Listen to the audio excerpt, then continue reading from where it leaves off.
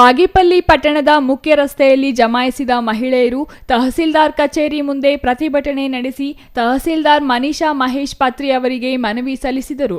ಮೆರವಣಿಗೆಯುದ್ದಕ್ಕೂ micro finance ಸಂಸ್ಥೆಗಳ ವಿರುದ್ಧ ಘೋಷಣೆ ಕೂಗಿ ಆಕ್ರೋಶ ವ್ಯಕ್ತಪಡಿಸಿದರು. ಈ ವೇಳೆ ಜನವಾದಿ ಮಹಿಳಾ ಸಂಚಾಲಕಿ ಸಾವಿತ್ರಮ್ಮ ಮಾತನಾಡಿ, ಮಹಿಳೆಯರಿಗೆ ಬಲವಂತವಾಗಿ ಸಾಲ ನೀಡಿ ಕಟ್ಟುವಂತೆ ಕಿರುಕುಳ ನೀಡುವ ಮೈಕ್ರೋ ಫೈನಾನ್ಸ್ ಸಂಸ್ಥೆಗಳ ವಿರುದ್ಧ ಕ್ರಿಮಿನಲ್ ಮೊಕದ್ದಮೆ ದಾಖಲಿಸಬೇಕೆಂದು ಆಗ್ರಹಿಸಿದರು. ಕನಿಷ್ಠ ಮಾಸಿಕ ಆದಾಯ ಇಲ್ಲದ ಕುಟುಂಬಗಳು ಮೈಕ್ರೋ ಫೈನಾನ್ಸ್ ಸಂಸ್ಥೆಗಳು ಒಳಗೊಂಡಂತೆ ಇತರೆ ರಾಷ್ಟ್ರೀಕೃತ ಮತ್ತು ಸಹಕಾರ ಸಂಘಗಳಿಂದ ಪಡೆದಿರುವ ಸಾಲ ಮನ್ನಾಕ್ಕೆ ಸರ್ಕಾರ ಮುಂದಾಗಬೇಕೆಂದು ಆಗ್ರಹಿಸಿದರು.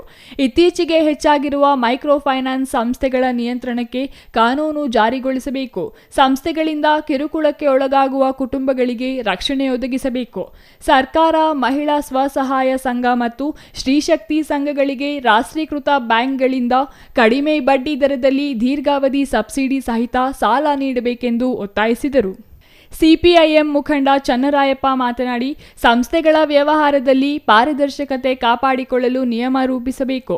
ಈಗಾಗಲೇ ವಸೂಲಿ ಮಾಡಿರುವ ಬಡ್ಡಿ ಹಣವನ್ನು ಸರ್ಕಾರ ಮುಟ್ಟುಗೋಲು ಹಾಕಿಕೊಂಡು ಸಂತ್ರಸ್ತರಿಗೆ ಪರಿಹಾರ ರೂಪದಲ್ಲಿ ನೀಡಬೇಕು.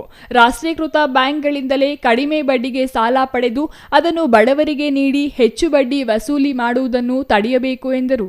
ಸ್ವಯಂ ಉದ್ಯೋಗ ಮಾಡುವ ಮಹಿಳೆಯರಿಗೆ ಕನಿಷ್ಠ 5 ಲಕ್ಷದವರೆಗೂ ಬ್ಯಾಂಕ್ಗಳಲ್ಲಿ ಸಾಲ ನೀಡಲು ಸರಳ ನಿಯಮಗಳನ್ನು ರೂಪಿಸಿ ಜಾರಿಗೊಳಿಸಬೇಕು. ಈ ಕುರಿತು ತಹಸೀಲ್ದಾರ್ ಗಮನ ಹರಿಸಬೇಕು. ಸಂಸ್ಥೆಗಳ ಸಂತ್ರಸ್ತರ ಜೊತೆ ಸಭೆ ನಡೆಸಿ ಕಠಿಣ ನಿಯಮಗಳನ್ನು ರೂಪಿಸಬೇಕೆಂದು ಒತ್ತಾಯಿಸಿದರು. ಇನ್ನು ಈ ಸಂದರ್ಭದಲ್ಲಿ ಸೋಮಶೇಖರ್, ಸಿ ಉಮಾ, ಅನಿತಾ, ಸರಿತಾ, ಲಕ್ಷ್ಮೀ ನರಸಮ್ಮ, ಶಾಂತಮ್ಮ ಇನ್ನೂ ಹಲವರು ಹಾಜರಿದ್ದರು. R Ganesh, CTV news.